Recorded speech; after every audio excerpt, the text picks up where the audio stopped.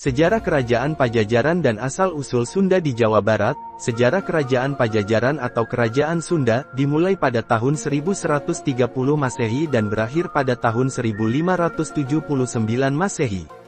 Kerajaan ini bukanlah kerajaan yang kecil dan lemah. Secara historis dikatakan bahwa Kerajaan Singasari dan Majapahit yang menguasai hampir seluruh Asia Tenggara bahkan tidak dapat menaklukkannya. Luas daratan Kerajaan Pajajaran hanya sepertiga atau seperdelapan dari Pulau Jawa, berbeda wilayah kekuasaan dengan Kerajaan Majapahit saat itu. Pajajaran menguasai wilayah seluas 300 lig atau sekitar 1176 km, yang meliputi Pelabuhan Sunda Kelapa, Pelabuhan Cimanuk dan Sungai Cimanuk.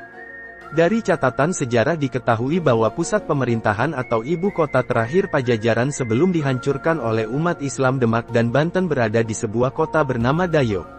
Para ahli meyakini bahwa Dayo yang dimaksud adalah wilayah yang mencakup Kabupaten Bogor dan Kota Bogor di Jawa Barat. Hal ini diketahui dari beberapa manuskrip kuno dan catatan perjalanan para penjelajah Eropa.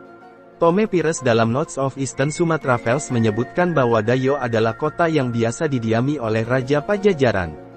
Raja memiliki istana yang sangat megah, dibangun dengan 330 tiang kayu setinggi 5 kaki, yang diukir dengan indah. Ada banyak perdebatan tentang keberadaan Dayo. Penjelajah Eropa setelah Pires mengklaim bahwa dia tidak dapat ditemukan. Baru pada tahun 1856 Crowfoot berhasil memecahkannya.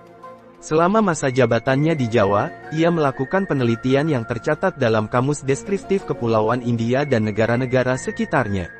Crowfoot menjelaskan bahwa Buitenzok Bogor, merupakan ibu kota kerajaan Pajajaran karena pada pondasi keraton tua banyak ditemukan pecahan batu dan prasasti, tidak jauh berbeda dengan catatan Eropa. Informasi dari manuskrip atau prasasti kuno juga menyebutkan bahwa pusat kerajaan Pajajaran berada di Bogor, yang dalam prasasti batu tulis disebut Pakuan.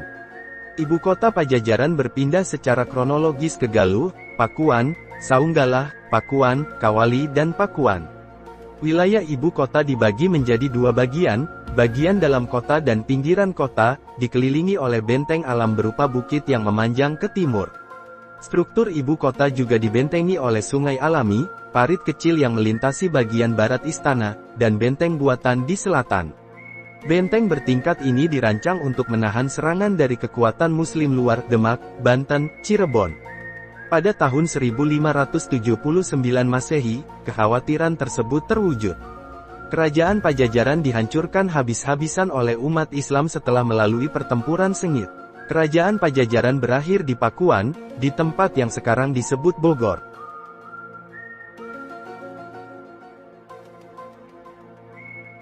Asal-usul bahasa Sunda. Dapat dikatakan bahwa Kerajaan Pajajaran adalah tempat awal keberadaan orang Sunda di Indonesia. Tekad mereka untuk melindungi adat dan budaya mereka dari pengaruh Jawa oleh Kerajaan Majapahit membuat mereka sedikit berbeda dengan masyarakat Jawa pada umumnya. Sikap Pajajaran yang enggan tunduk pada Majapahit berarti tidak ada percampuran budaya antara Sunda dan Jawa. Sehingga budaya dan adat istiadat bahasa Sunda tetap eksis hingga saat ini. Seandainya Pajajaran bekerja sama dengan Majapahit, akan terjadi akulturasi budaya dan akan tercipta kelompok etnis baru dengan adat dan bahasa budaya yang baru. Bukan tidak berdasar, hal ini juga terjadi di masa lalu antara Kerajaan Blambangan dan Kerajaan Bali, tempat lahirnya suku Osing di Banyuwangi. Adat budaya dan bahasa mereka tidak sama dengan yang ada di Jawa dan Bali, namun ada persamaan di antara keduanya.